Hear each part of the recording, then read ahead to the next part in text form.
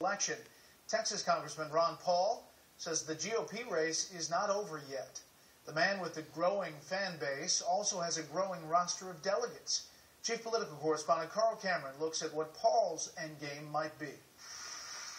Mitt Romney made Ohio his first campaign stop of the week to rebut the president's weekend attacks in the potentially decisive battleground state. His vision is to keep spending about $1 trillion more every year than we take in.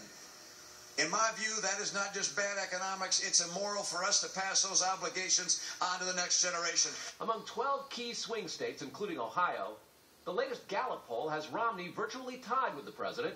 Gallup says Obama's backers are about 10 points more enthusiastic than Romney voters. It's also a virtual tie in the highly respected George Washington University battleground poll nationwide. But among independents who often decide presidential races, Romney leads by 10 points, though he still faces GOP opposition. You know there's a still ongoing presidential race in this country? Ron Paul's won no primaries nor caucuses and poses no real threat to Romney, but if Paul wins a plurality of delegates in 5 states, his name could be offered up for nomination in Tampa, which could win him lots of attention at Romney's convention. This weekend at the main state GOP convention, Paul backers elected 23 out of 24 delegates for Paul.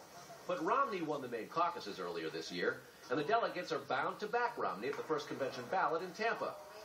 Romney won Nevada too, but at its state GOP convention over the weekend, Paul backers laid claim to 22 of 28 delegates. They are also bound to Romney on the first convention ballot, but could switch to Paul if the voting in Tampa ever went to a second ballot.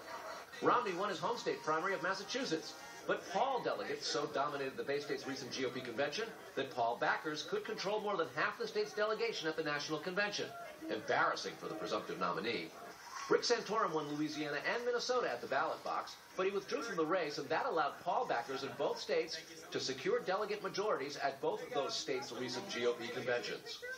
And in the next 3 months, Paul is hoping to pack more state delegations with his supporters in states like Washington, Missouri, Nebraska, Idaho, and even Iowa, the first in the nation caucus state.